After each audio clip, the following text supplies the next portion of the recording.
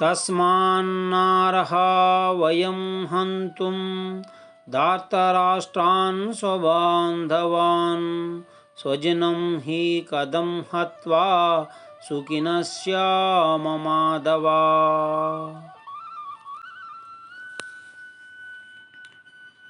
ఓ మాధవ, ఓ కృష్ణ, నేను చెప్పేది ఏమిటంటే, ధృతరాష్ట్రుని కుమారులు నా సోదరులు, నాకు కావలసిన వాళ్ళు, నాకు దగ్గర బంధువులు. వీళ్ళని చంపడం న్యాయమా చెప్పు. అయినా సొంత వారిని, దగ్గర బంధువులను చంపుకుంటే మనకేం సుఖం లభిస్తుంది? ఏ సుఖమైనా 10 మందితో పంచుకుంటేనే కదా సార్థకత. ఏమంటావు అనే అర్జునుడు శ్రీకృష్ణునికి అడుగుతున్నాడు. ఇక్కడ అర్జునుడు 2 సార్లు స్వజనం, స్వబంధవాన్ అని వాడాడు. అంటే మొట్టమొదట స్వజనం అనే పదంతోనే మొదలుపెట్టాడు. ఇప్పుడు కూడా అదే పాట పాడుతున్నాడు.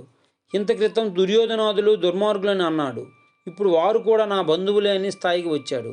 ధార్తరాష్ట్రులు మొదలుగు నా యొక్క బంధువులు అని అంటున్నాడు. అంటే నేను, నాది, నా వాళ్ళు అనే మమకారం రాగానుబంధం అర్జునునిలో బాగా పాతుకుపోయింది. ఈ అహంకార మమకారాలే బంధహేతువులు. అవి ఉన్నంత వరకు మోక్ష మార్గం మనకు కనిపించదు. నేను వేరు, ఈ దేహం వేరు అనుకుంటేనే ఆత్మ సాక్షాత్కారం అవుతుంది. నేనే ఈ దేహము, వీళ్ళంతా నా వాళ్ళు, నా బంధువులు అనుకున్నంత కాలం ఆత్మ మనకు కనపడదు. ప్రస్తుతం ఈ అహంకార మమకారములతో కొట్టుమిట్టాడుతున్నాడు అర్జునుడు అన్న విషయం గమనించాడు శ్రీకృష్ణ భగవానుడు.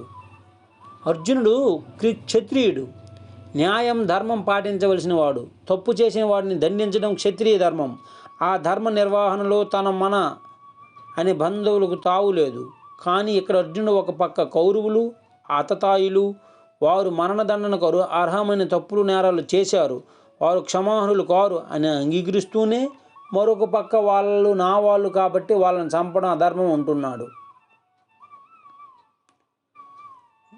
ధర్మ నిర్వహణలో తన వాళ్ళు పరాయి వాళ్ళు అనే భేదం పాటిస్తున్నాడు. ఇది క్షత్రియ లక్షణం, న్యాయాధికారి లక్షణం కాదు, అధర్మ లక్షణం. పైగా నా వాళ్ళను చంపుకున్నందుకు వలనే నాకేం సుఖం లభిస్తుందని అంటున్నాడు.